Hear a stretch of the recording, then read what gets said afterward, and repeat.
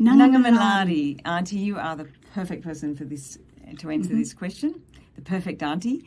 Are there any healing rituals, Aboriginal healing rituals, to help people that have got an injury or illness? Definitely, Carla, and I've written about this in my book, Journey into Dreamtime. I have a specific chapter I'll grab that book while you talk, on Auntie. bush medicine. And in that chapter, I outline the various techniques that are used and tools that are used in healing. But in the Kimberley, where I come from, our traditional healers are known as Maban. And once again, different names around the country.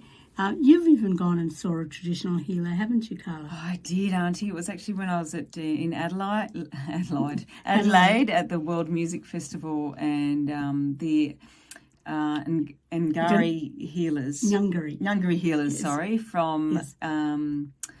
Bidjanjara lands or MPY lands were there, and they had a tent there, and I booked in, and I had this most incredible 2-hour session from a traditional healing.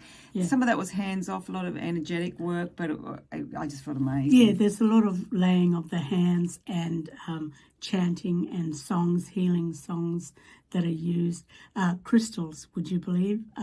We used a lot of crystals in our traditional healing methods as well. And I have behind me, I can't find it right now, another book from the Ngungari healers, and there's lots of other books really worth pursuing, and of course Auntie's book. Yes. And you to go, Go well.